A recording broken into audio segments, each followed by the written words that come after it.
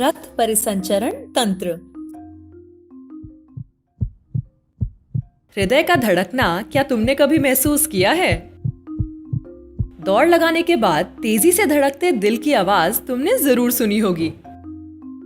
कभी कभी ज्यादा डर जाने पर भी दिल की धक धक शायद तुमने सुनी हो। अपनी छाती पर हाथ रखो और खुद महसूस करो। छाती के कौन सी तरफ धड़कन ज्यादा ठीक से महसूस होती है? बाईं तरफ। ऐसा इसलिए होता है क्योंकि हमारा दिल यानी हृदय छाती के पिंजड़े यानी पिंजर के थोड़ा सा बाईं तरफ होता है। अच्छा, क्या तुम जानते हो कि हमारा हृदय दिन में करीब 1 लाख बार धड़कता है, यानी कि 1 साल में करीब 3.5 करोड़ बार।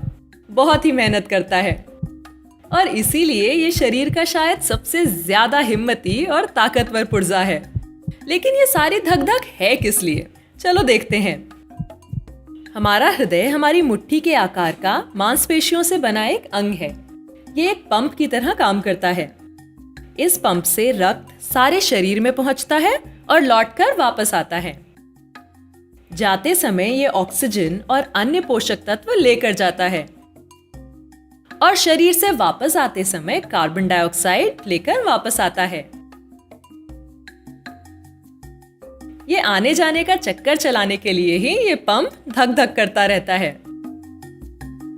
हृदय के 4 हिस्से होते हैं, 2 दाएं और 2 बाएं, या 2 ऊपर और 2 नीचे।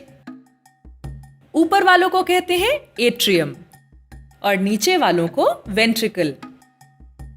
तो ये हुआ बायां एट्रियम और ये दायां एट्रियम। तो नीचे वालों के नाम क्या होंगे? बिल्कुल सही, बायां वेंट्रिकल और दायां वेंट्रिकल। हृदय में रक्त लाने और बाहर ले जाने के लिए मानो पाइप या ट्यूब यानी नलिकाएं होती हैं, जिन्हें रक्त वहनियां कहते हैं। यहां से शुरू होकर पूरे शरीर में रक्त की छोटी छोटी नलिकाओं का एक जाल सा बिछा रहता है। क्या तुम अंदाजा लगा सकते हो कि अगर इन सारी नलिकाओं को जोड़ दो तो कुल लंबाई कितनी होगी? 1 लाख किलोमीटर के करीब, यानी मुंबई से दिल्ली और वापस के 50 चक्करों के बराबर। यहां जो नीले ट्यूब दिखाए गए हैं वो बताते हैं कि इनमें अशुद्ध रक्त है। अशुद्ध का मतलब इसमें ऑक्सीजन कम है। और शरीर के ऊपरी हिस्से यानी सर और भुजाओं से रक्त यहाँ ऊपरी ट्यूब पर आता है और पेट, पांव इत्यादि निचले अंगों से इस निचली ट्यूब में आता है। दोनों मिलकर इस दाएं एट्रियम में कम ऑक्सीजन वाला रक्त छोड़ते हैं। इस एट्रियम का सिर्फ नीचे की तरफ यानी सिर्फ एक तरफा खुलने वाला एक वॉल्व है। ऐसे और भी दरवाजे हैं, इन्हें वॉल्व कहते हैं। ये वॉल्व तभी खुलेगा जब नीचे वाला वेंट्रिकल फैलेगा। तब अशुद्ध रक्त यानी कम ऑक्सीजन वाला रक्त वेंट्रिकल में आ चुका होगा और उसके पीछे वाला वॉल्व बंद हो चुका होगा, यानी वो उल्टा नहीं खुलेगा।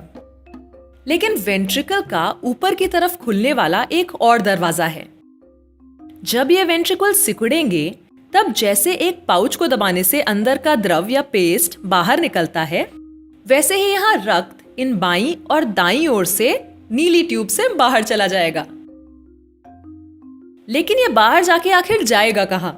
बाकी शरीर में नहीं, बल्कि फेफड़ों में। एक नीली नलिका दाएं फेफड़े में रक्त ले जाएगी और दूसरी बाएं फेफड़े में।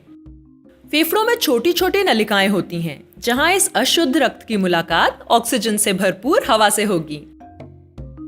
ये वो हवा है जो हम जब सांस लेते हैं तब अंदर आती है। अब ये रक्त लाल हो जाएगा क्योंकि अब इसमें ऑक्सीजन आ चुका है।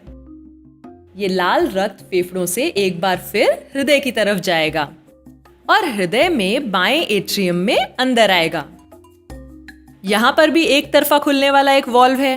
जब वेंट्रिकल फैलेगा तब यह शुद्ध लाल रक्त वेंट्रिकल में खिंचा चला आएगा और जब वेंट्रिकल सिकुड़ेगा तब यह ऊपर खुलने वाले वॉल्व से बाहर सिर, भुजाओं के लिए पेट और पैरों की तरफ जाएगा।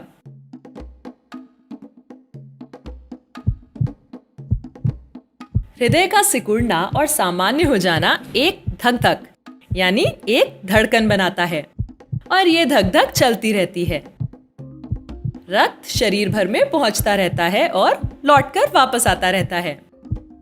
फेफड़ों में जाता है, शुद्ध होता है और फिर चल पड़ता है शरीर भर में ऑक्सीजन और पोषक तत्व पहुंचाने के लिए।